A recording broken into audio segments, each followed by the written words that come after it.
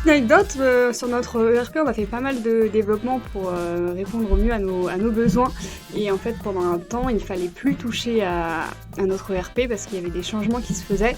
À ce moment-là, j'étais en télétravail et donc du coup, je me suis juste absentée pour aller chercher mon café. Et pendant ce laps de temps, mon chat a validé une commande sur ce qu'il ne fallait pas faire.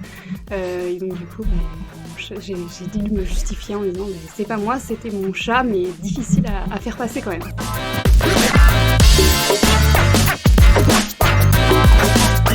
Alors cette anecdote, elle débute dans le sud de la France. En fait, on est chez un client qu'on n'aimera pas, chez qui en fait on met en fait en place du Samba, donc c'est un fichier AD, et puis ils n'ont pas de virtualisation, donc on leur remet en place aussi de la virtualisation. Donc comme ils ont beaucoup de sites, du coup on fait de la rotation de serveurs. Il y a Steven et Alexandre qui ont fini leur prestation, puis qui finalement débauchent un petit peu plus tôt et s'en vont dans les calanques. Ils reviennent et la voiture s'est fait braquer. Il faut le savoir dans l'histoire, j'ai pas le sens de l'orientation.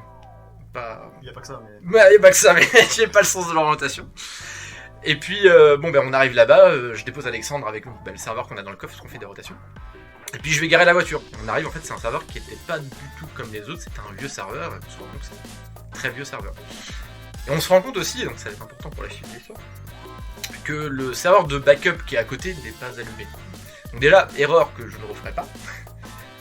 Dans ce genre d'intervention, si je vois que le serveur de backup n'est pas allumé, j'annule l'intervention, je ne fais rien. Bon là on se dit, il n'y a pas de grand risque, enfin, pour la suite de l'histoire, il y a des risques quand même, on fait de la copie de données.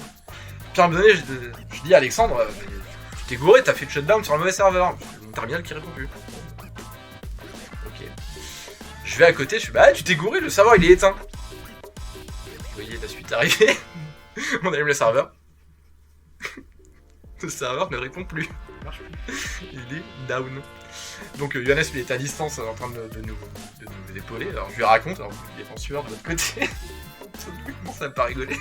Ouais, c'était le coup des sauvegardes en fait. Il y a pas de sauvegarde. Le coup, oui, j'ai vu, parce qu'en plus il n'y a pas de sauvegarde. Ah. D'accord. Bon, et on prie pour que le disque. Les disques repartent. On ouvre le serveur, du coup, ce que je me dis, bon allez, avec un peu de chance, on prend les disques à l'intérieur, on les replug sur un autre truc, on arrive peut-être à récupérer. On me dit, il y a 2 disques, un ADMD. En fait, on l'ouvre déjà, c'est un serveur de. On avait dit que c'était un vieux serveur. En fait, c'est un serveur qui a de l'IDE. Il n'y avait aucune machine. Franchement, il était qu'il y avait de l'IDE. Donc on se dit, pas le chaud, on va aller chez un petit dépanneur du coin. Je sais pas si vous vous souvenez de l'histoire, je vous dis que j'avais pas le sens d'orientation. Du coup, on part, je ne retrouve pas la voiture. On la cherche pendant 3 quarts d'heure. On finit même par appeler la fourrière pour voir si on n'a pas trop.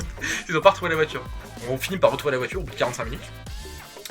Et on finit par tomber sur un petit dépanneur du coin qui nous refile le seul PCI qu'il a. Tout est bien qui finit bien.